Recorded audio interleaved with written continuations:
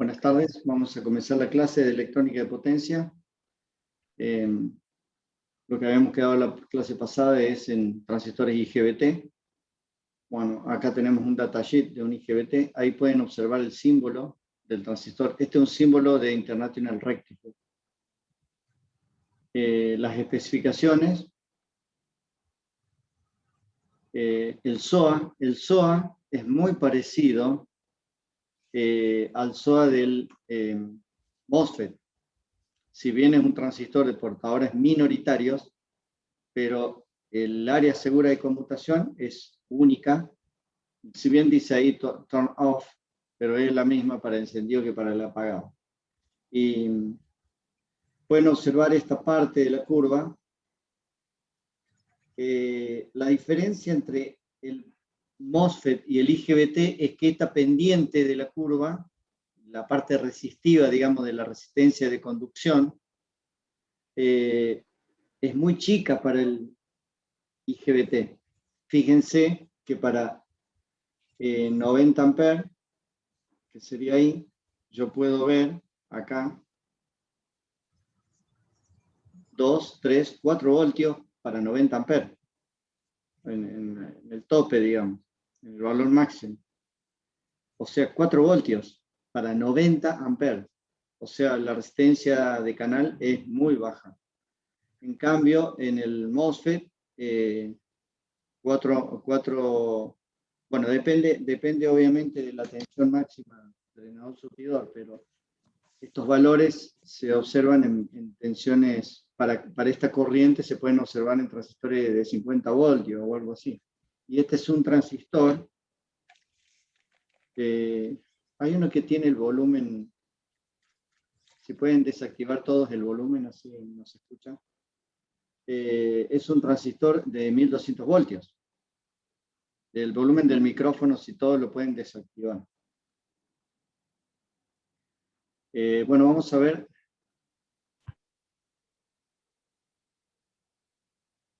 El IGBT en conmutación. Acá tienen un ejemplo de una conexión para la conmutación en donde ponemos un circuito de driver para el encendido y un circuito de driver para el apagado. Pueden observar acá, levanto un poquito la vista, la laptop. Pueden observar acá que acá tenemos una llave con la corriente para el encendido y una llave para la corriente con el apagado con valor negativo de tensión. O sea, se apaga en este caso con valores negativos. Más 15 y menos 15.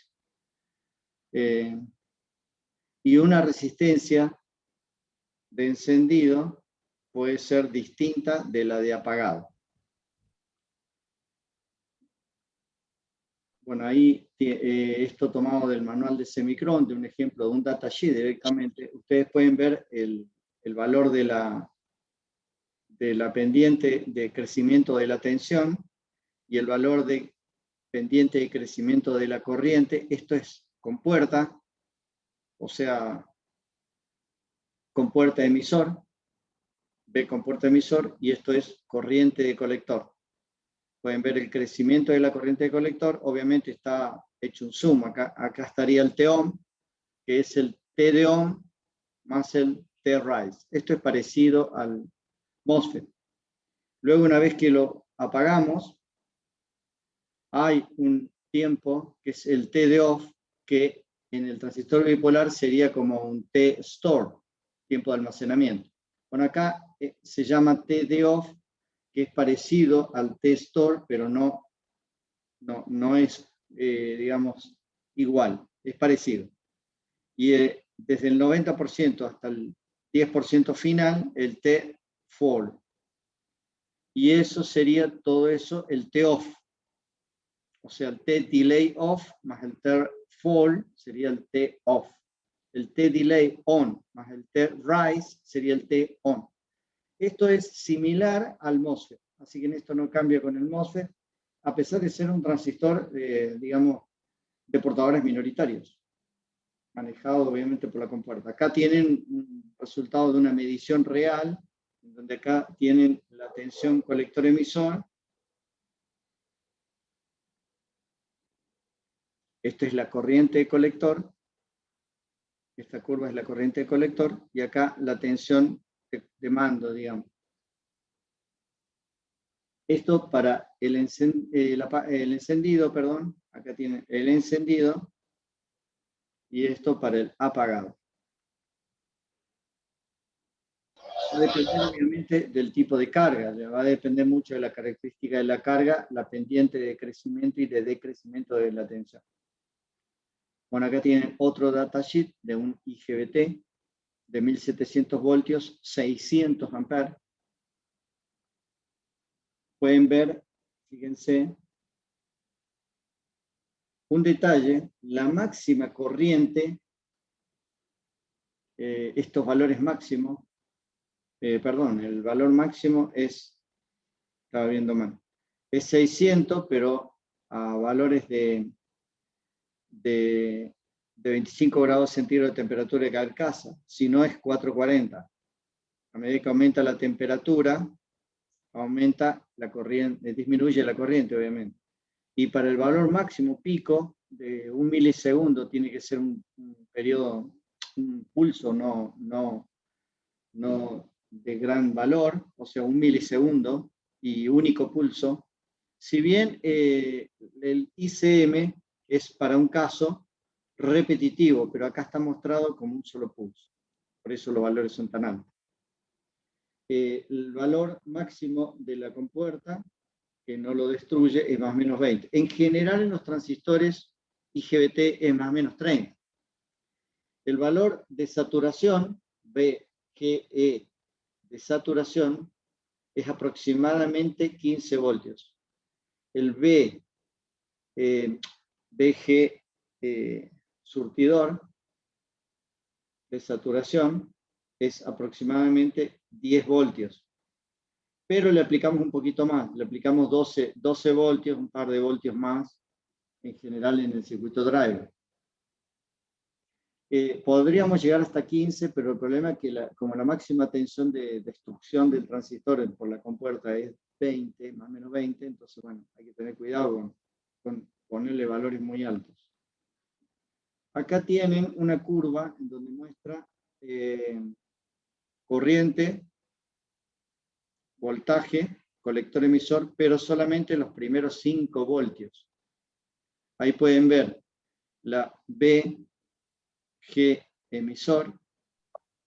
Fíjense que está el corte con valores menores de 9 voltios. Menores de 9, este sería el VGE-TH, el umbral.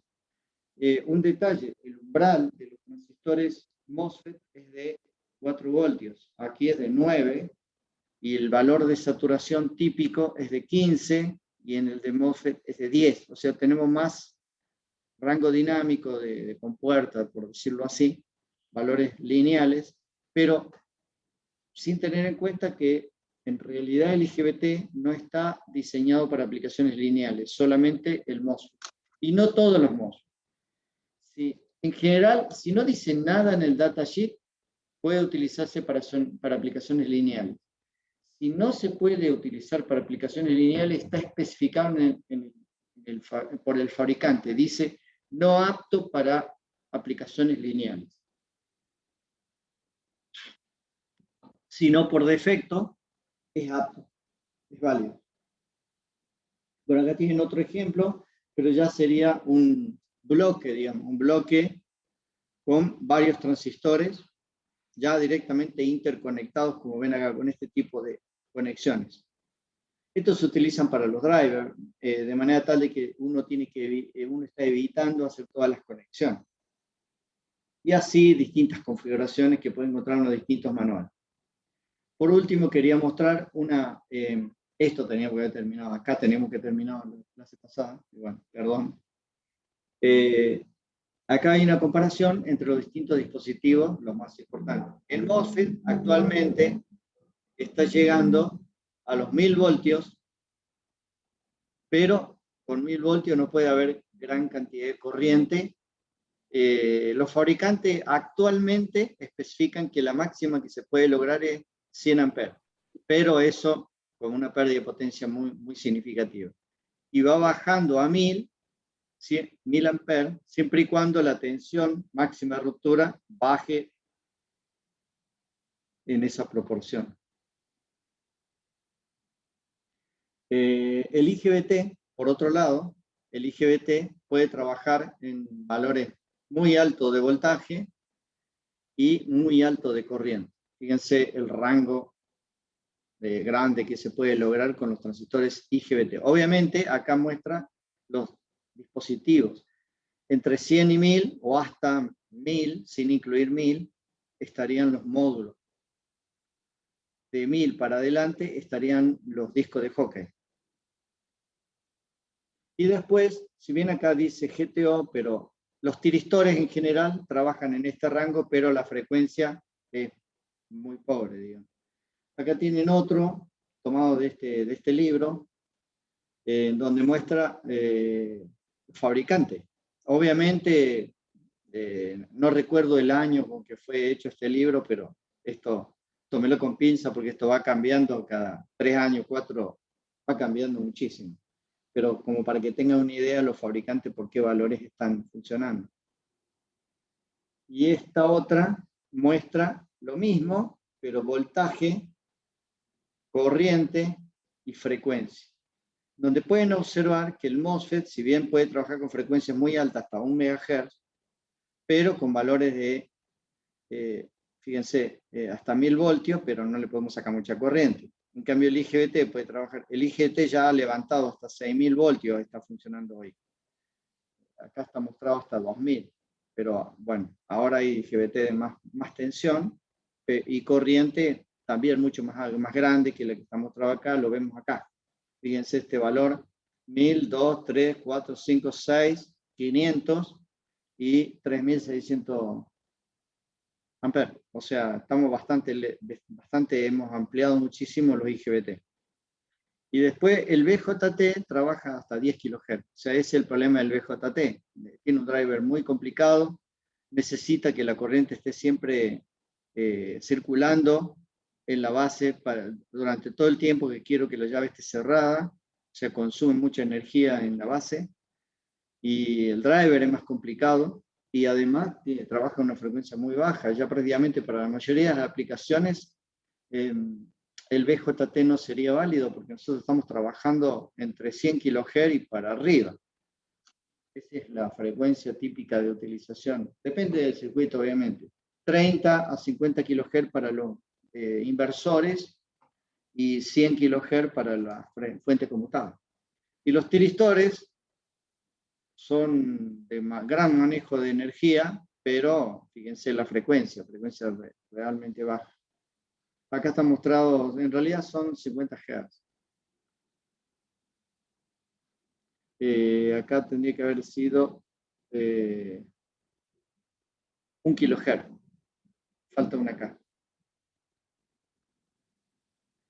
Bueno, los montajes de transistores, el tipo de montaje lo voy a dejar como lectura, porque nos vamos a ir directamente a los drivers.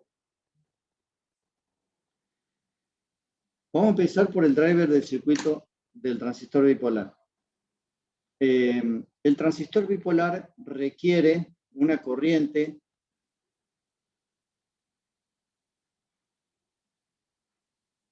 de mando para la saturación, que le vamos a llamar IB1, y una corriente inversa para el apagado, IB2. O sea, tiene que circular en el circuito driver la corriente en inversa. Esa sería la consigna. Y circular la corriente en el sentido directo. Esta sería la idea. Entregar una corriente constante con el valor requerido de saturación durante todo el tiempo y luego cuando lo quiero apagar, hago el circuito cerrando la llave y la corriente que va a circular es simplemente debido a, no es que estoy haciendo un circuito que circule corriente. Yo cierro la llave de este lado y la corriente circula por sí misma y decae porque se terminó de evacuar las cargas de la zona de la juntura. Este sobrepico que vamos a encontrar en la saturación, un sobrepico porque la impedancia de la base durante el proceso de conmutación en la saturación disminuye, por eso aumenta la corriente, y luego se estabiliza en un valor. Acá tienen un circuito típico, el driver de transistores lo van a ver con el jefe de trabajo práctico, así que lo voy a ir muy rápido. Este sería un circuito para driver de transistor bipolar. Acá estaría la corriente IB1 de saturación y acá estaría la corriente IB2 para el apagado. Acá tienen otro circuito con un enclavador Baker, donde acá le ponen una llavecita, cierran y abren acá y ven el funcionamiento o no del enclavador Baker. La idea es que ustedes diseñan el circuito, ponen una resistencia acorde a la carga, pero si la carga está variando, tendrían que variar ese valor de resistencia para que se ajuste. Como no lo van a hacer y el valor es fijo, entonces diseñan el circuito para la máxima carga. Esta resistencia está en base a la máxima carga. Y si digamos, sería el valor de la corriente que va a circular por acá, es la tensión 20 voltios, menos la caída de tensión del transistor, menos la caída de tensión del diodo, menos la caída de tensión base emisor, de saturación. Ese sería, dividido la resistencia, es la corriente. Ese sería el cálculo para la corriente. Pero ¿qué pasa si la resistencia baja? De 20 baja a... baja quiere decir que baja la corriente, ¿no? La resistencia de 20 pasa a 200 ohms. En ese caso, bueno, la resistencia sería muy chica, tendría que pasar a 390 en vez de 39. Como no pasa, entonces el exceso va a ir para allá. Cuando hay un exceso, yo abro y cierro la llave y puedo ver el efecto de König-Simperger-Clamp. Porque si yo simplemente hago el diseño con la corriente ideal, la corriente que va a circular por acá para 20 ohms, y calculo la resistencia y quiero ver el efecto del Baker-Clamp, no va a haber efecto, porque no estaba requiriéndose en ese caso un enclavador. No hay exceso de corriente para drenar hacia allá, porque el diodo no se va a polarizar. Para que el diodo se polarice directamente, tiene que haber exceso de corriente en la base. Y ahí tienen la simulación y los resultados de simulación. Cuando yo tengo la simulación esa, se lo voy a mostrar.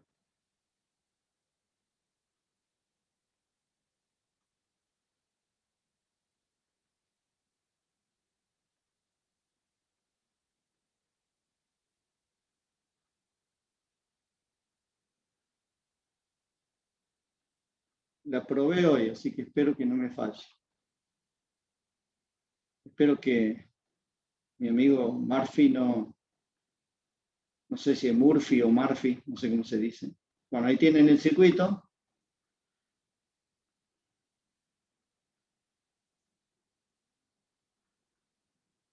Es el mismo circuito que está en el apunte, sería ese.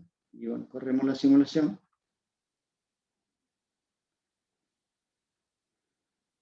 Y hacemos la medición.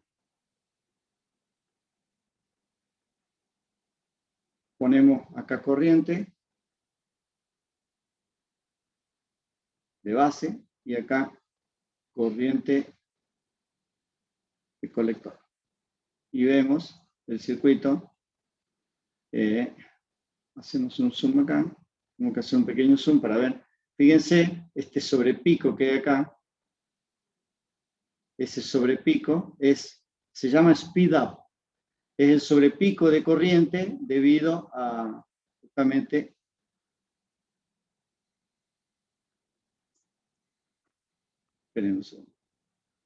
y la corriente de este lado es mucho más alta en el apagado que en el encendido. Para lo cual, fíjense, estoy casi llegando a 3 amperes de corriente y acá tengo poco valor. Si hacemos un chequeo del valor máximo, podemos observar ahí, fíjense, 522 miliamperes para la máxima corriente de base y en el mínimo tenemos menos 2.98. O sea, pueden ver que en el apagado consume mucho más corriente, o sea, circula mucho más corriente, pero el ancho es bastante el tiempo que estamos hablando es bastante chico, digamos. Fíjense,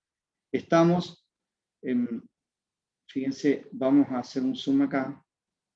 Este es el tiempo de conmutación, este es el tiempo de proceso de conmutación del apagado, y acá la llave se cerró y fíjense, 0 amperes, está completamente cerrada acá la llave. O sea, hemos gastado 0,2 microsegundos. 0,2 microsegundos. Guarden ese valor. Vamos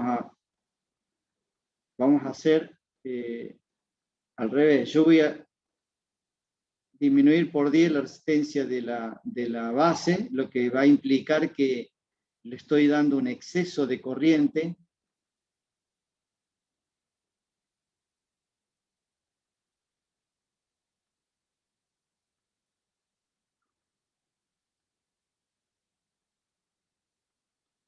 Arriba vamos a poner la corriente base.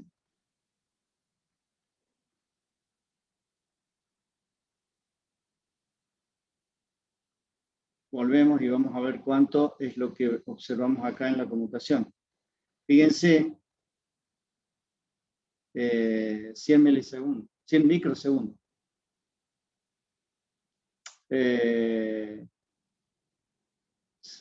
microsegundo, perdón. 1 microsegundo está, porque acá es 100, 101, 2, 3, 4, 5. 1 microsegundo ha demorado cuando era muchas veces menor la conmutación mostrándola recién. Pueden observar que los tiempos de conmutación se ven muy afectados cuando hay un mal funcionamiento del circuito del driver.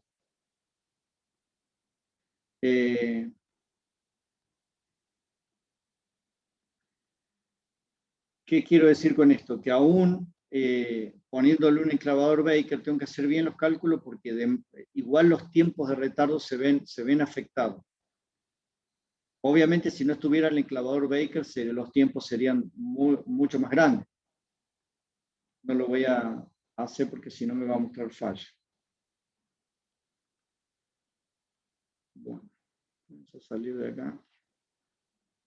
Este es un ejercicio que tienen que ustedes hacer en el laboratorio.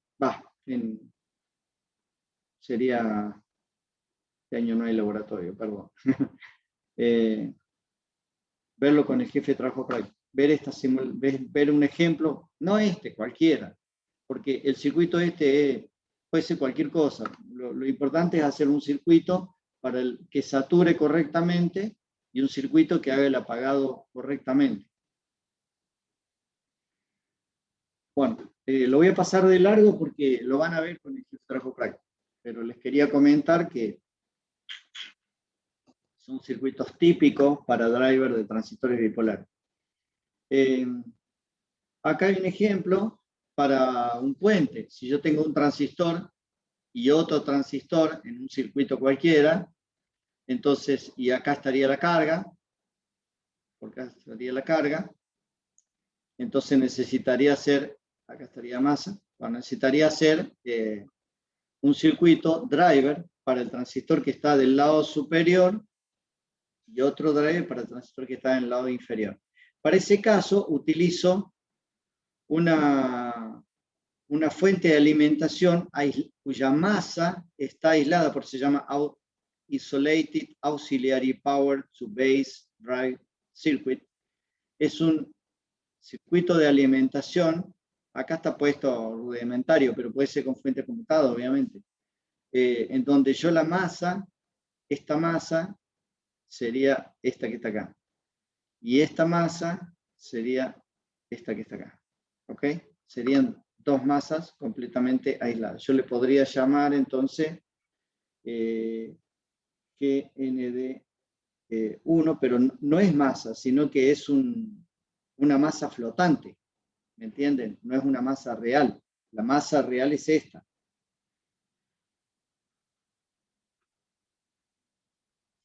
Pero necesita el circuito, un circuito de masa o de negativo flotante con un positivo flotante. hecho con un transformador y esto aislado completamente y no conectado con la masa de acá, obviamente. Entonces yo puedo hacer el circuito de driver, el circuito de aislación, la lógica e introducir los pulsos aquí a la lógica, como el circuito de un driver aislado alimentado por esta alimentación flotante, bueno, puedo saturar correctamente el transistor, que está del lado superior. Y el transistor que está del lado inferior, hago lo mismo, aunque el del lado inferior no lo necesitaría, pero, porque está a la misma masa, pero lo tengo que hacer por la cuestión de que los retardos sean los mismos. ¿Cómo sería un driver para un MOSFET o para un IGBT? Bueno, si yo tengo el dispositivo, este sería un MOSFET canal N, con la flechita para afuera. Necesitaría un circuito con una llave alimentada al positivo a 12 voltios o 15 si fuera un IGBT, y una llave a masa para el apagado. Esto puede ser a menos 12 o 15 o más. El apagado puede ser, o el driver puede ser bipolar, o puede ser, disculpen, acá me equivoqué con la flecha está para adentro si es canal N.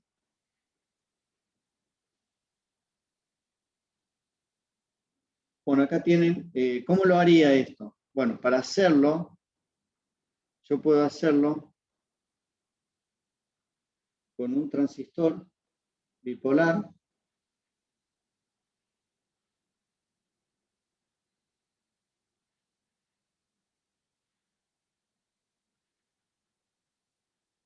Sería así. Acá no hay resistencia. Acá directamente pongo, pues el pulso de tensión sería bien abrupto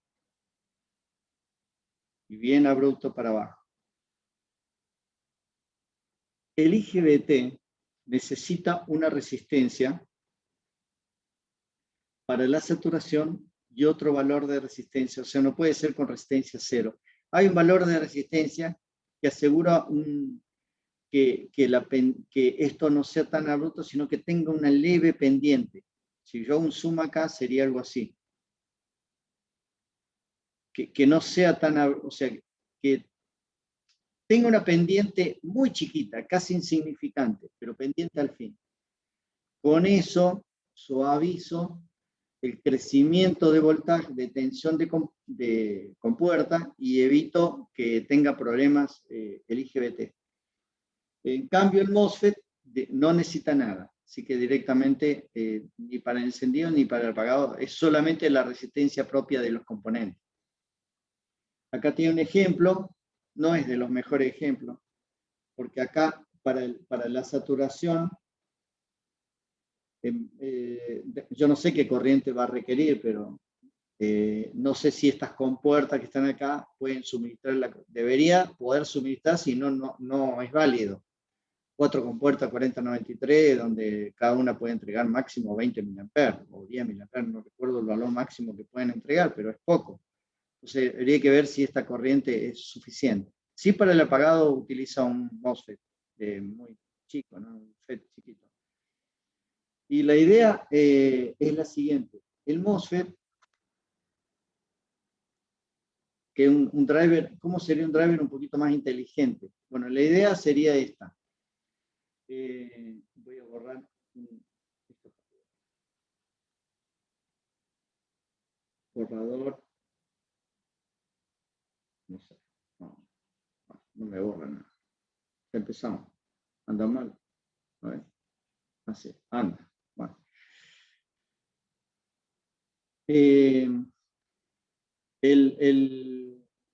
Recuerden que el circuito tiene el MOSFET tiene un diodo parásito. Yo no lo estoy dibujando, pero el diodo, considérenlo que siempre está.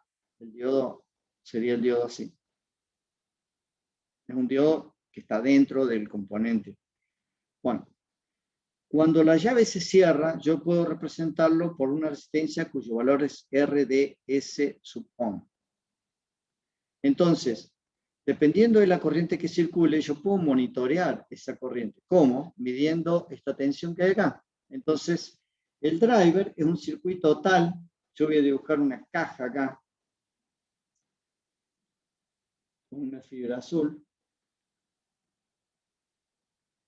que tome una muestra de este voltaje, lo llevo para allá y lo introduzco acá. El único detalle es que cuando la llave se abra, este valor sube al valor de la tensión del bus, entonces tengo que poner un diodo para que cuando la tensión sea muy alta, este diodo se polariza inversamente y no entra acá. ¿Qué sería cuando la llave está abierta? A mí no me interesa monitorear la corriente de la llave abierta, me interesa monitorear la corriente de la llave cerrada, que es cuando está circulando corriente. En el otro caso no circula. Y de ahí monitoreo este valor de voltaje que corresponde al voltaje de acá a acá. Lo comparo, adentro hago una comparación entre un valor de referencia y cuando ese valor de referencia es superado, quiere decir que la corriente por acá es mayor, el tren de pulsos que está entrando por acá se desactiva y entonces el circuito no me entrega nada para aquel lado y además tiene que enviar una señal discreta al controlador del sistema de energía que diga, este transistor tiene sobrecorriente, por eso se apagó por sí solo. O sea, el circuito driver tiene que ser un poquito inteligente. Además, necesito censar la temperatura de la carcasa y ese dato también lo introduzco acá. Y si hay una sobretemperatura, también envío una información para allá diciendo, yo corto el equipo, no por una sobrecorriente, sino porque la temperatura de la carcasa ha sido superada. Ese tipo de circuitos es bastante común y es de lo más clásico, digamos. ¿Por qué hacerlo acá y no que los datos vayan a un microcontrolador y que el microcontrolador reciba esto como interrupción y después tome decisión y devuelva al circuito diciendo, bueno, así apagate? Porque estamos hablando del orden de los microsegundos. Esto ocurre en el orden del microsegundo. Si yo llevo la información hasta allá y espero que vuelva, chao, el transistor ya se quemó. En cambio, de esta forma yo evito que se destruya el transistor, tomo la decisión por sí solo el circuito driver, pero sí le envío información al controlador del sistema de energía, diciéndole que este transistor número 1, número 2, número 3 de potencia ha sido desactivado por sobrecorriente o por sobretemperatura. Y de esa manera el microcontrolador toma decisiones sobre el resto de los transistores que están en el circuito y me devuelven en el sistema de monitoreo un código de error que le corresponde a la falla que estamos detectando en este momento. Este tipo de detección de falla, monitoreo de falla, debe hacerse siempre en todos los circuitos de potencia.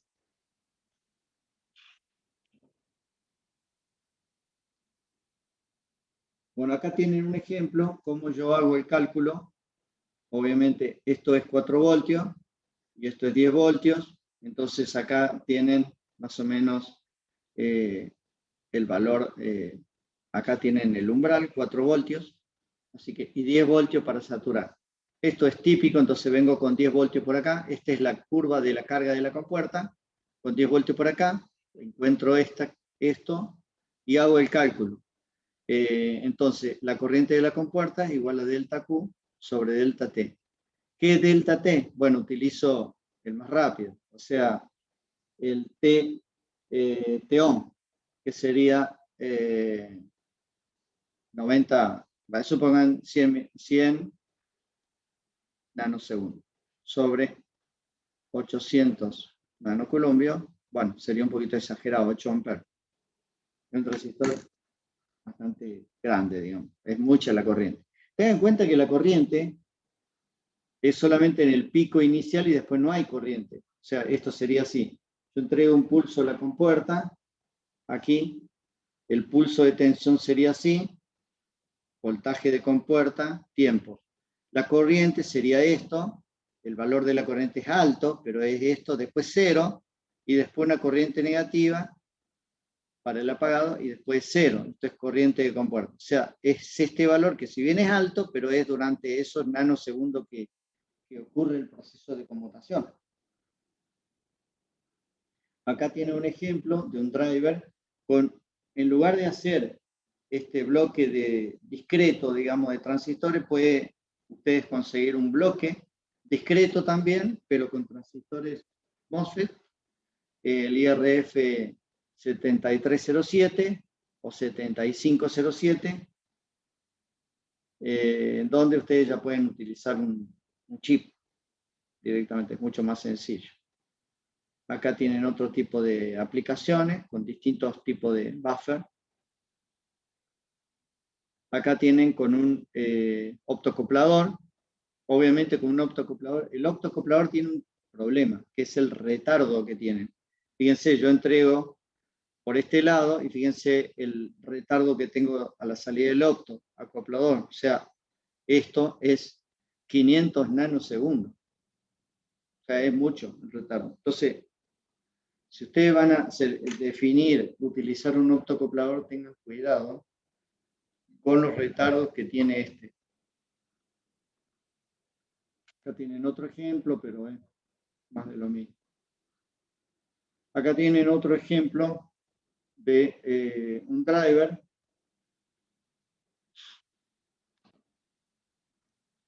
con bipolares, tal cual lo dibujé recién, para MOSFET.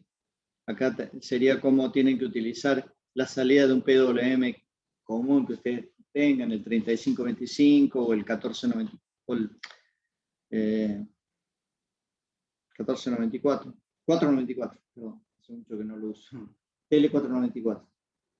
Bien, el driver sería de este tipo, de driver, R-Gate, si bien es una resistencia muy chiquita, ¿no?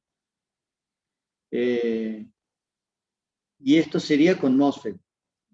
Como este es un circuito inversor, tengo que poner un inversor adelante, anteriormente, o si no poner FET canal N arriba y canal P abajo, o sea, hacerlo al revés. Acá muestran los manuales, este es tomado de una nota de aplicación de Texas Instruments. Estas notas, búsquenla, tiene mucho más texto de lo que estoy hablando yo. Lo que dice es que este circuito driver tiene que estar bastante cerca del transistor y acá puedo poner un cable de conexión entre el driver del FET y el PWM, pero ojo con la distancia, lo que dice que no puede haber una distancia muy grande. Los cables que se utilizan de conexión son cables trenzados. Acá tiene otro ejemplo, sin el driver este, yo tendría que poner un driver de esto para acá y un driver de esos para acá. Si yo necesito, porque esta es una salida 1 y esta es una salida 2. Tiene un driver adentro, pero a veces no le alcanza la potencia de ese driver y bueno. Si no requieren un driver porque la corriente del MOSFET es bastante chica o no hay problema con la velocidad, pueden utilizarlo directamente. Lo único que necesitan es ponerle un puente de diodos para evitar que este bobinado, digamos, genere problemas sobre el transistor.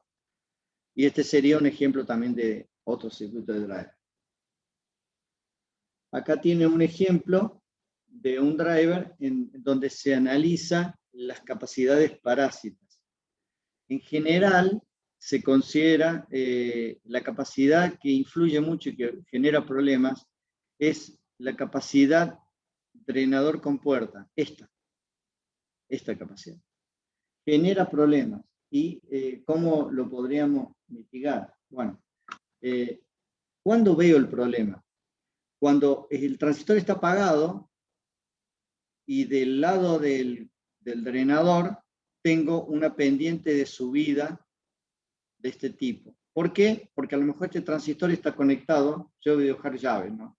Ese transistor está abajo y hay otro transistor arriba, este está en el bus y me está conectando sobre una carga y yo saturo este. Cuando saturo este, el de abajo ve esa pendiente, pero está apagado y quiero que siga apagado.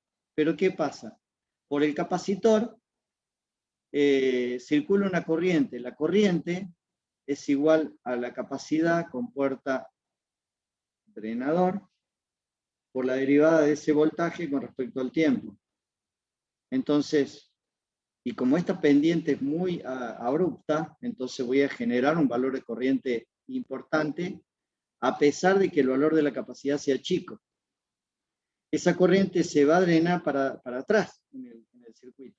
Por esa razón tengo que hacer un circuito para el apagado con un transistor extra para que la corriente se derive para acá. Y así evite que esta tensión intente crecer, porque la corriente va a ir para allá, pero también se mete acá adentro y empieza a levantarse la tensión.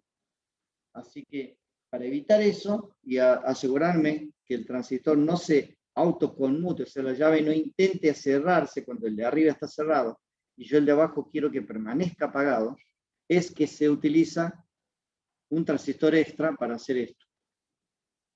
Si no, con dos transistores, uno arriba y uno abajo, este problema está solucionado en realidad. Esto es para el con dos. Fíjense, yo cuando estoy utilizando esto, el transistor de abajo está haciendo eso. Está haciendo, si acá hay una capacidad y este está cerrado, bueno, se va a apagar por acá. El tema del otro caso es cuando hay un circuito driver externo y por esta resistencia yo estoy drenando al revés. Y esta es una resistencia de apagado, sería. ¿Cómo sería un driver para los transistores que están flotantes? O sea, un transistor que está del lado superior y un transistor que está del lado inferior. Acá podría estar la carga y va para allá. O sea, yo tengo acá el bus, acá tengo GND, y bueno, tengo que hacer un driver acá. ¿Cómo lo haría? Bueno, se hace así. Un driver con una tensión flotante y una alimentación, un negativo flotante, se llama BGE1, y una tensión positiva flotante y una tensión negativa flotante también. Todo esto con más 15, 0, puede ser más 15, menos 15 también. Esas dos opciones son posibles y con eso puedo hacer el circuito driver para este tipo de transistor. Acá es visualizado con ese driver, pero con todos los parásitos, debido al layout de la placa o de la conexión donde se encuentre. Todos estos parásitos los tengo que analizar, donde también están las capacidades parásitas del componente, estas serían las conexiones al transistor, y bueno, eso es lo que tengo que tener en cuenta, que estos valores pueden ser muy chicos o pueden ser muy grandes, dependiendo del caso, digamos. Así que ese sería el peor de los casos. Acá tiene un ejemplo cómo haría un circuito. Para el IGBT, recuerden, necesito una resistencia. El valor depende, obviamente, voy a buscar el manual, pero los valores son muy chicos. Estamos hablando de entre 1 y 10 ohms. O sea, son valores chicos, puede ser más chico también. Y la resistencia no son iguales para el encendido que para el apagado. Son valores muy chicos. Acá tienen, por ejemplo, bueno, en este caso casualmente pone el mismo valor, 1,5 ohm, que esto lo define el fabricante. 1,5 es típicamente, y el valor es el mismo, en este caso. En otros, dependiendo del manual, puede ser distinto, por supuesto. La tensión acá es más o menos 15, y bueno, y ahí tienen cómo sería el circuito driver con dos MOSFET de driver, ¿no? Y acá tienen el circuito de conexión. Acá tienen otro ejemplo con dos opciones. Opción 1, la que está arriba, en donde yo tengo un driver flotante, o sea, sería este que está acá, otro acá alimentado con una masa flotante, este también con otra masa flotante, este también, o negativo flotante, digamos. Los de abajo también Esa sería una opción. Esa sería una opción. Yo podría utilizar una alimentación con una conexión, una alimentación con una conexión, una alimentación con una conexión. Y tendría 6 circuitos de alimentación distintos, ¿no? Flotantes. La opción 2 es lo mismo de arriba, es igual, pero la rama de abajo, una sola alimentación. Una sola alimentación para todas las de abajo. O sea, una para acá y para acá, y las conecto a la vez. Y las masas puestas acá, ¿no? Esa sería una idea. Una opción B, digamos. La opción A es la que más se utiliza, pero la opción B también podría utilizarse en algunos casos. Acá tienen un circuito de alimentación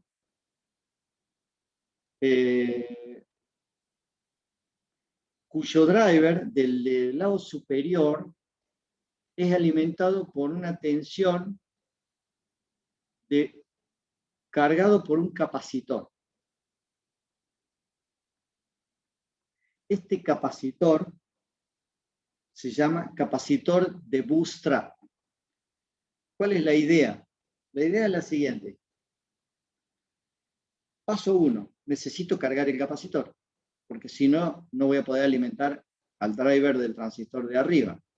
O sea, ya empezamos. Si tengo un circuito con un driver de bootstrap, necesito hacer una lógica distinta. ¿Cuál sería la idea? Saturar el transistor de abajo, o sea, hago un cortocircuito acá, saturo el de abajo. La pregunta sería, ¿en qué me afecta esto? Y bueno, si acá hay una carga puesta a masa, bueno, si saturo el de abajo, él va a haber un cortocircuito. La carga va a haber un cortocircuito. O sea, voltaje cero. Tengo que asumir que la carga va a poder soportar eso sin problema. Bueno, hago el cortocircuito acá. Cuando hago el cortocircuito acá, le aplico un voltaje por acá, voltaje por acá, y cargo el capacitor, porque esto está cerrado. Entonces, el capacitor se carga. ¿Con qué valor? Y, bueno, 12 voltios. Positivo, negativo. Entonces, voy a entrar con un tema. ¿Qué valor tiene que tener ese capacitor? Y tiene que ser de valor muy grande. ¿Para qué? Para que cuando esto esté conectado no se descargue, que el valor no baje de los 12 voltios. Bien. Pero no puede ser muy grande, porque si no voy a demorar mucho tiempo en cargarlo. Entonces, ¿y cuánto tiempo es eso? Y bueno, el tiempo que esta llave esté cerrada. Entonces no puede ser muy grande. Tiene que ser suficientemente grande para actuar sobre el driver, pero suficientemente chico para que no influya en la velocidad. Ahí viene el cálculo de ese capacitor. Bien, y además tiene que poder soportar la corriente requerida durante todo el proceso. Es poquito, es un valor alto, pero el ancho es muy chiquitito, así que no se descarga tanto tampoco. Bien, cargué el capacitor. Ese sería el paso 1.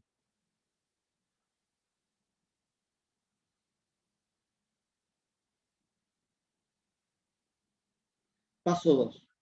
Ya estaría disponible para hacer la conmutación. Entonces, por acá, simplemente, y por acá, empiezo a conmutar, sin problema, pero previamente ya he cargado el capacitor. Cada vez que esta llave se cierre, se va a cargar el capacitor. Entonces se va a volver a recargar, a restituir la carga. Entonces, tengo que tener en cuenta eso. Si el transistor de abajo nunca se va a saturar, bueno, voy a estar en problema. Voy a estar en problema porque no voy a poder recargar el capacitor de bootstrap.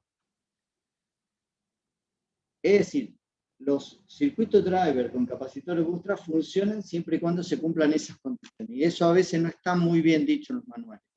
Acá estaría un ejemplo de ese capacitor de bootstrap. Está puesto acá, acá están los dos transistores y acá está el chip. El chip es el IR2110, por ejemplo, de International Rectifier, o puede haber otros chips también, de ejemplo, ¿no?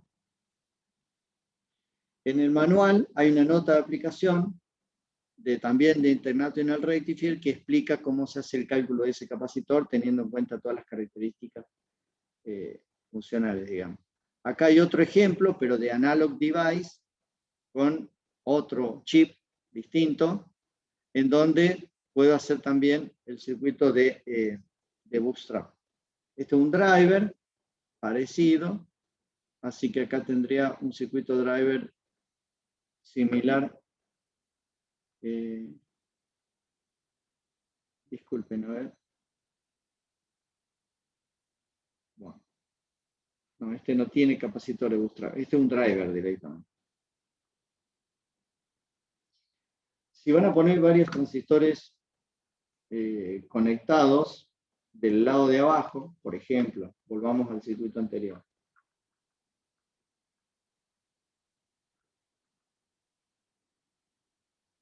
Acá. Acá tendría 1, 2, 3 transistores en el lado inferior y acá estaría la masa en común. ¿Cómo se conectan? ¿Así como está? No, no se conecta así. Se conecta como muestra acá. Cada uno de ellos conectado a un terminal común. O sea, esta conexión así y esta conexión así. Ahí tienen cómo se conectan los transistores del lado inferior. De esa manera disminuyo los parásitos.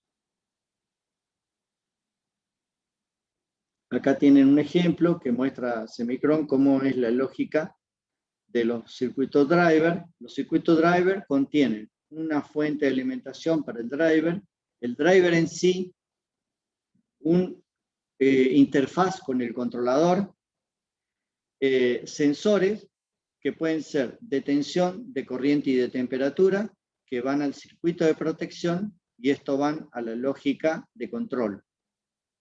Estos drivers se incorporan en el circuito, cualquiera sea este circuito, y puede haber también un circuito de disipación que puede ser por aire o puede ser por algún fluido.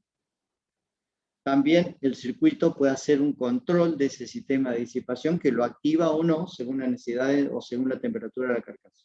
Por supuesto, estoy midiendo todo el tiempo temperatura, corriente y voltaje. Acá tiene un diagrama en bloque de un ejemplo de un driver de Semicron. Acá tienen un chip directamente que en realidad se llama circuitos híbridos. No es un chip en sí, es un circuito, así sería. Esto sería la placa, digamos, y puede estar toda cerrada, pero es una placa discreta, digamos. Acá tienen todo el diagrama en bloque. Tiene una fuente de alimentación, o dos, en este caso tiene dos, una para acá y otra para arriba.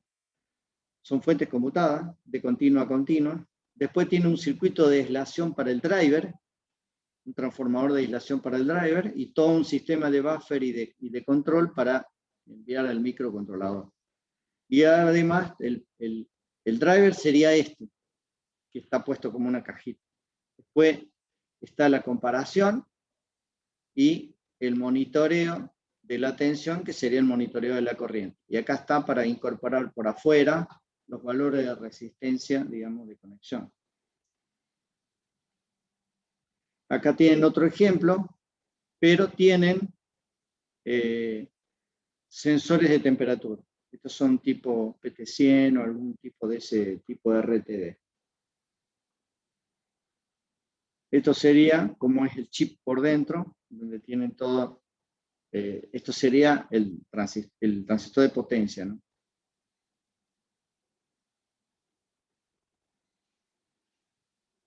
Bueno, vamos a pasar a red de ayuda a la conmutación del transistor bipolar. El transistor bipolar, esto también es válido para los votos transistores, nada más que los votos transistores no lo requieren casi. Tiene un SOA para el encendido, que se llama FB-SOA, y un SOA para el apagado, que se llama RB-SOA. Esto básicamente es así. O sea, tienen para el FB-SOA Esta es la ruptura secundaria, la potencia, la máxima corriente, corriente colector, tensión colector emisor. Para el RB-SOA, ahí donde está un problema, porque tienen una curva de este tipo, en donde tengo corriente colector, tensión colector emisor. Esto en general está en escala doble lineal, y cuando estoy apagando el transistor, hace esto. Y pasa por fuera del área segura de conmutación. Entonces tengo que hacer un circuito que básicamente lo que estoy observando acá es lo siguiente. Hay un exceso de crecimiento de la tensión cuando la corriente no está decreciendo. Entonces, ¿qué componente hace que el crecimiento de la tensión colector-emisor se reduzca? Un capacitor. Pero ¿qué pasa? Si yo solamente pongo un capacitor nomás, voy a encontrarme con el problema de que cuando yo sature el transistor, la tensión que tenía en el apagado se va, o sea, cuando se apaga, cuando ahora se sature, se cierra la llave, este capacitor se descarga sobre el transistor y me destruye el transistor, porque es la tensión, o sea, la potencia disponible va a ser B cuadrado sobre R. O si no, la potencia sería un medio de C por B cuadrado. Pero como es, por más chico que sea el capacitor, esta potencia es muy grande. Entonces, voy a tener serios problemas porque si bien es chico, la corriente va a ser muy grande sobre el transistor. Y me lo va a romper, me lo protegió por tensión y me lo rompió por corriente. Entonces la solución es hacer un circuito que solamente para el apagado del capacitor active, funcione, y para cuando la llave se cierre, no lo haga. Entonces eso se hace con un diodo, una resistencia y un capacitor. La idea es que cuando la tensión crece porque el transistor se está apagando, el diodo se polariza directamente y lo hace, entonces acá hay un bypass de la resistencia, y cuando la llave se está cerrando, acá hay más tensión que acá, entonces circula por acá, por la resistencia, digamos, entonces se apaga por la resistencia. El único tema que durante todo el tiempo que el transistor esté cerrado, el capacitor se tiene que descargar completamente para que en el próximo ciclo empiece todo de nuevo. ¿Verdad? Bien, ¿cómo lo hago esto? Bueno, se hace así. La idea es esta velocidad de crecimiento, aplanarla, llevarla para allá.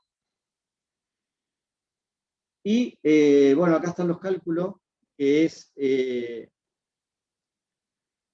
valor del capacitor es, digamos,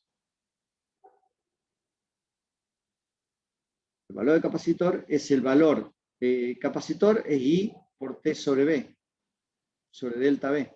Ese es el cálculo típico de un capacitor. Bueno, entonces la corriente que va a circular por acá, el tiempo que va a ocurrir esto, y el B es 2 veces la tensión de alimentación, porque en general con tensiones altamente inductivas es el doble.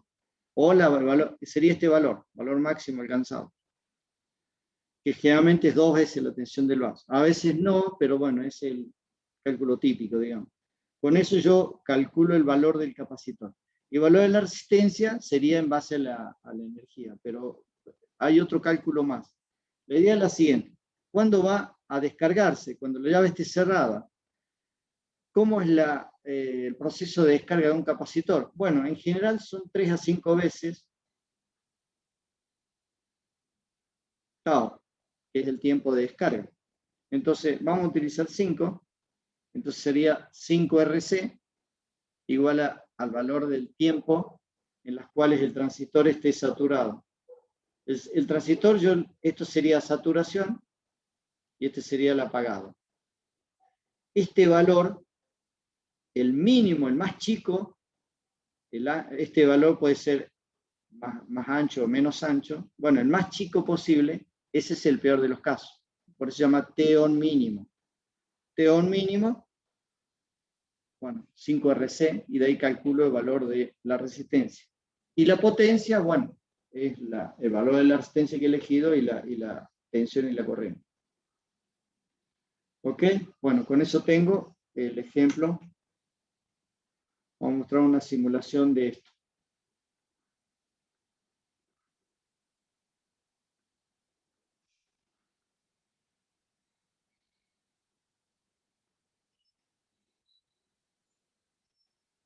Ah, era este. Era justo esto.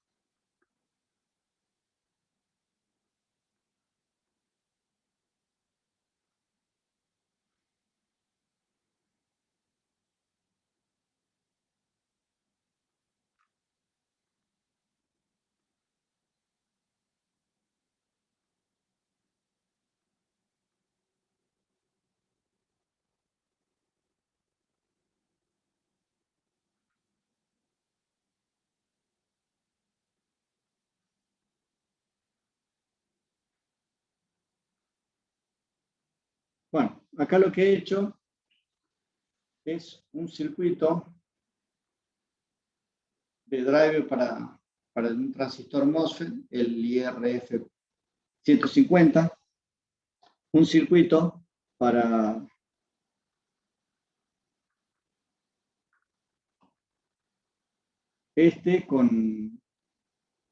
sin invertir, con el IRF 10110 y 92110, y este al revés, invertido.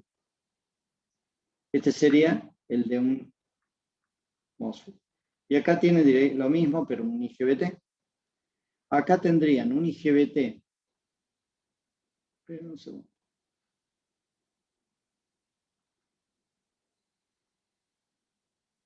Sin la red de apagado y con la red de ayuda al apagado. En general, vimos que el SOA del IGBT es el mismo para el encendido que para el apagado y es un valor grande. Pero en algunos casos sí podría llegar a requerirlo. Así que no, lo que ocurre es que las redes de ayuda a la conmutación, que en inglés se llama red Snubber, las redes Snubber, para los IGBT o para los MOSFETs, los valores son muy chicos. Los valores son realmente, o sea, el valor del capacitor es como unas 10 veces o mayor, o 20 veces más chico que el valor del capacitor requerido para un bipolar. Pero yo lo he hecho simplemente para ejemplificar, para no hacerlo en un bipolar, porque sería un driver un poco más complicado. Entonces vamos a correr la simulación para ver todos los ejemplos. Vamos a ver primero el driver del MOSFET solo. Bueno, ahí tienen el resultado de la simulación. Lo que voy a hacer para la simulación, esperen un segundo, vamos a checar un poquito acá. Tengo tantas pantallas que se me complica un poco. Ahí está. Voy a agregar una ventana más. Entonces, acá arriba voy a poner, voy a hacer voy a hacer tres ventanas. Una para poner el driver del MOSFET, otra para poner el driver del IGBT sin el snubber y otra para poner el IGBT con el snubber. Ahí está, ahí tenemos las tres ventanas. En la primera vamos a hacer entonces el driver este. Entonces ponemos la tensión en la compuerta, sería eso, y acá la corriente del transistor. Ahí está. Bueno, ahí tienen, bueno, acá hay un sobrepico. Vamos a ver, disculpen.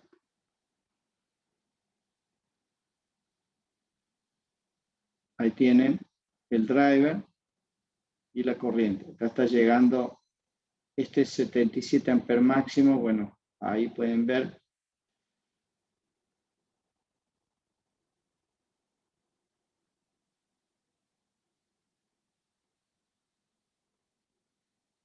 Ahí pueden ver, bueno, 24,59 amperes, acá. Y acá pueden ver el voltaje. Acá es 20 voltios, bueno, estaría casi 10 voltios, 11 voltios con 0,30. Bueno.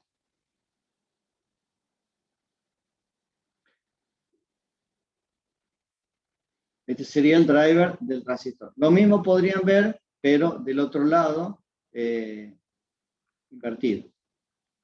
Vamos a este transistor. Vamos a mostrar entonces en la segunda ventana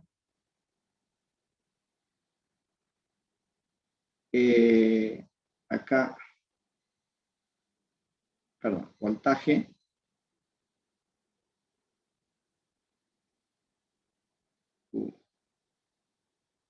¿Qué me está pasando? Ahí está. Voltaje. Y acá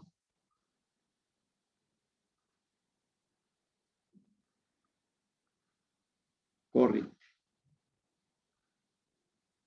Bueno, ahí puedo ver el voltaje y la corriente. Y en la tercera ventana vamos a ver entonces voltaje acá y la corriente acá abajo. Ahí está. Bueno, puedo observar entonces una y la otra. Fíjense, ha disminuido, ha habido algo, pero no puedo observar si realmente estoy, cómo estoy mejorando el SOA. No lo puedo observar acá. Si yo quiero ver eso, bueno, tendría que hacer otra cosa en realidad. Tendría que hacer lo siguiente. Vamos a dejar una sola ventana y del otro lado también. Una ventana para acá y una ventana por el otro lado. Entonces, en esta ventana vamos a poner de este lado de un eje corriente y el otro eje voltaje. O sea, voltaje corriente. En lugar de corriente o tensión en función del tiempo. Entonces, supongan que yo quiero ver entonces corriente. Este valor de la corriente. Entonces, de este lado voy a poner entonces seteo de los ejes. Entonces, el seteo de las X, en realidad le voy a poner no que es tiempo, sino que es corriente. Y en el seteo de las Y, en el de las Y, voy a poner que es voltaje. Entonces voy a poner acá voltaje. Ese voltaje que está acá, lo copio. Y de nuevo voy al seteo de los ejes. Me voy al de las Y.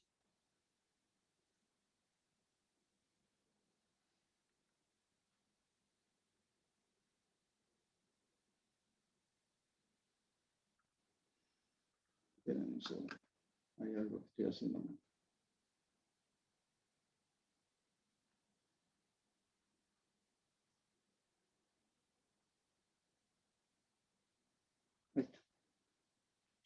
Ahí pueden ver de este eje corriente y de este eje voltaje. Vamos a cambiar los ejes. Los ejes de las Y le vamos a poner, en vez de menos 500, vamos a poner menos 10. De menos 10 a 500. Ahí tienen. Entonces vamos a usar lo mismo para el otro caso. Disculpen que me tarde un poquito.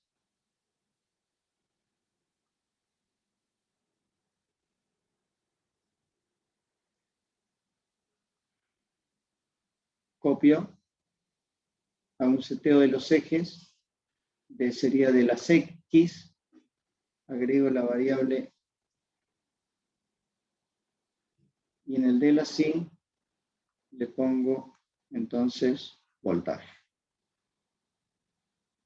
Ese voltaje, luego así para copiar esto, para copiar cuál es el valor de la variable que quiero usar. En el de las I, entonces,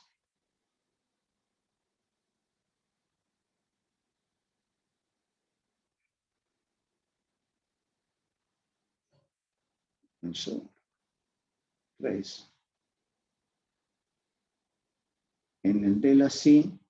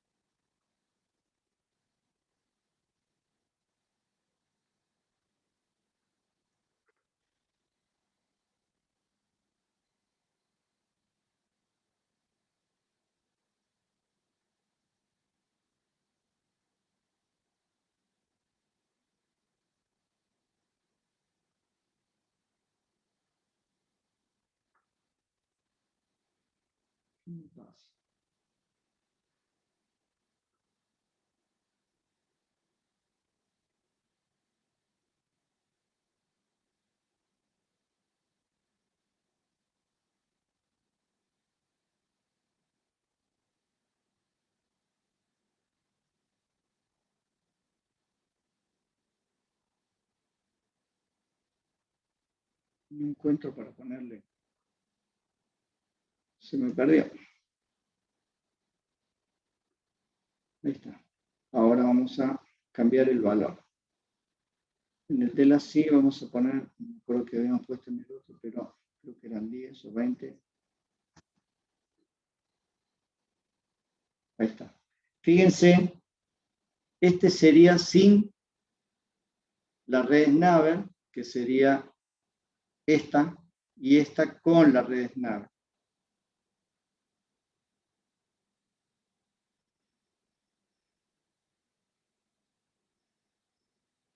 Observan cómo esto baja. Este sería tensión corriente. Estamos prácticamente en la misma escala. Incluso baja bastante. Fíjense, ahí tengo 40 amperes y este, bueno, lo mismo, pero fíjense cómo se achata bastante lo que sería el área de conmutación. Entonces, el objetivo de la red Snaver es achatar el área de la conmutación haciéndola entrar dentro del área segura de conmutación. ¿Entienden? Bueno, no estoy muy canchero con el software, pero esa es la idea. La idea es mostrar que la red Snaver es muy eficiente para ayudar a que el transistor entre dentro de la zona de conmutación segura. ¿El IGBT lo necesita? Generalmente no, pero el bipolar sí o sí debe tener una red Snaver porque si no se daña, porque no está diseñado para las aplicaciones de electrónica de potencia en las computaciones que estamos hablando. Bueno, los sensores de corriente que se utilizan para electrónica de potencia son sensores de efecto Hall. Si acá pasa un cable con potencia, por acá, con corriente, perdón, necesito poner un sensor de efecto Hall porque la corriente en electrónica de potencia no necesariamente es senoidal o bipolar, con tensiones positiva y negativa y con corriente positiva y negativa. La corriente puede tener cualquier característica, puede ser continua, pulsante, puede tener cualquier característica. Entonces necesitamos censar el valor instantáneo y el valor medio y todo. Un transformador, como sensor, un transformador con un primario y un secundario, del otro lado solamente veo lo que varía. No está censando el valor instantáneo del de la densidad de flujo, sino o el valor del campo. Está censando la variación, lo que está variando. Y yo puedo tener del lado de entrada un valor continuo superpuesto a una variación. Entonces el valor continuo del otro lado no pasa, no lo estoy viendo. Y para sensores de corriente, entonces no puedo utilizar transformadores de corriente, sino que tengo que utilizar un sensor de efecto Hall. Bueno, hay muchos fabricantes, yo puse uno solo porque es el que encontré. El fabricante diseña chip o módulos para poner dentro de la placa, en donde ustedes pueden, y son acondicionados, entonces ustedes pueden directamente tener un acondicionamiento de la corriente, y a la salida tengo 0 a 5 voltios en base a la corriente que estoy sensando, y bueno, tienen distintos datasheets en base a los valores de corriente que ustedes requieran, y con un ancho de banda específico, porque el circuito tiene un amplificador y un acondicionador, y ese acondicionador tiene sus limitaciones, así que ojo que no todas las velocidades de conmutación pueden ser válidas, así que tenemos que tener cuidado de elegir bien el adaptador o el optoacoplador. El amplificador, perdón, del sensor de efecto Hall. Para terminar, este capítulo tiene ejemplos del libro de Barrado Batista. Este sería toda la lista de ejemplos. Yo voy a mostrar algunos nomás. Este es un ejemplo, el 312, que sería este que está acá. El 312 es un ejemplo que dice el circuito tal. Se supone que la corriente por la carga es prácticamente constante, la naturaleza de corriente. Ahí están los datos. Se pide dibujar la forma de onda, calcular el valor promedio, determinar si el interruptor necesita o no aislación, la instalación de un disipador. Bueno, ahí están los cálculos. Les pido que ustedes lo vean. Hace un análisis del peor de los casos, o sea, son todos triangulares. Como vimos, ahí está. Este cálculo es el cálculo clásico que yo les he mostrado. Y bueno, y ahí hace el cálculo de la temperatura requerida y verifica si requiere o no disipador. Este otro ejemplo que dice, sea el circuito de conmutación de la figura tal, que es esta, donde BGG y RG representan el modelo del driver. Se requiere la potencia instantánea máxima, y después dice, este es un circuito de driver para detectar sobrecorrientes. Es un circuito como el que mostré, nada más que acá le pongo una caja y detecto la corriente que pasa por acá, y con eso, bueno, acá tiene una compuerta, pero podría ser un comparador. Dicen, en esa figura se ha esquematizado 200 sistemas de protección del MOSFET contra sobrecorriente. A través del mío justifique cualitativamente el funcionamiento de ambos. Yo acá puse un solo ejemplo, pero en el libro tienen dos.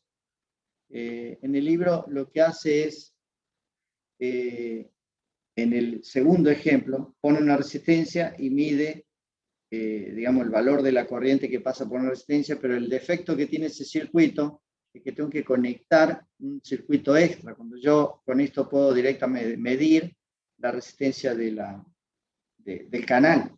Es un circuito mucho mejor y menos disipativo que poner una resistencia extra aparte de la resistencia propia que ya tiene el transistor. Bueno, y acá hace el mismo ejemplo, muestran la corriente y la tensión. Siempre la tensión cae después que la corriente alcanzó su valor máximo. Este es un ejemplo. Obviamente, si le voy a pedir un ejemplo de esto, le voy a mostrar una figura así, y ustedes tienen que hacer un cálculo a nivel triángulo. Esto, hacen el área de un triángulo. Así que le pido que revisen estos ejercicios. No son muchos ejercicios, ahí tienen todos los cálculos. Y bueno, y el último muestra, dice, se pide determinar los tiempos de conmutación de un transistor MOSFET utilizando los datos de la característica de la compuerta. Y bueno, Ahí tienen, esta es la curva característica de la compuerta. En vez de tensión, carga, es tensión, tiempo. Obviamente, si no está en el datasheet, se los tengo que dar. Les tengo que dar el ejemplo para que ustedes lo hagan. Y acá tiene la evolución temporal. Cuando la corriente empieza a crecer, se alcanza el valor máximo. Cuando alcanza el valor máximo, recién empieza a crecer. Cuando termina de crecer la tensión, recién ahí la tensión alcanza, acá sería los 10 voltios. Esto es B, el umbral está acá, porque a partir del umbral empieza a crecer la corriente. Y acá está el máximo. O sea, esta es la parte plana, y durante este lapso la corriente alcanzó su valor máximo. Bueno, este es un ejemplo que le mostré del libro de Mohan, así que más o menos lo mismo. Pero esta curva se las tengo que dar, y ustedes tienen que hacer el cálculo. Son todos cálculos muy, muy básicos, así que no van a tener problemas. Después otro, donde les muestra, obviamente, la curva de la compuerta. Acá tienen nanocolombios y acá tienen voltaje. Tienen que utilizar 10 voltios aproximadamente, y de ahí tienen que serían 60 nanocolombios.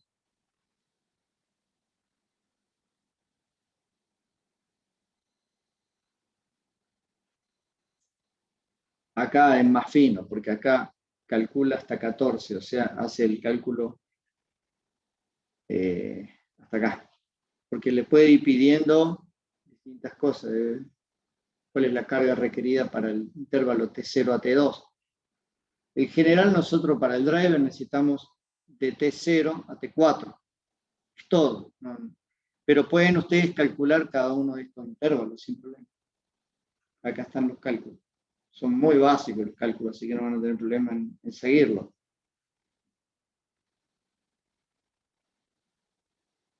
Bueno, esa sería una lista de ejemplos que serían muy parecidos.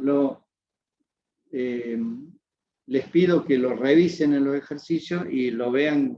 Cualquier duda que tengan con el jefe de trabajo práctico, si tienen alguna duda adicional sobre esto, porque estos ejercicios son ejercicios típicos bastante parecidos a esto, van a ser los ejercicios que van a estar en el parcial. Así que revisen estos ejercicios, y aparte de teóricos que pueden, conceptuales, yo le puedo mostrar un circuito y le hago preguntas, cosas así. De eso se va a tratar el parcial. Así que va a ser teórico-práctico, en donde la parte práctica va a ser muy básica, preguntas de este tipo, con cálculos muy elementales. No van a tener que hacer cálculos complejos ni nada, pero parecido a los ejercicios que están en ese libro. Bueno, con esto terminamos hoy. Si tienen alguna pregunta para hacer. Profe, esas filminas las puedes subir porque hay unas, pero no están completas. ¿Esta filmina? Sí. Bueno, sí, la vuelvo a subir. Bueno, gracias.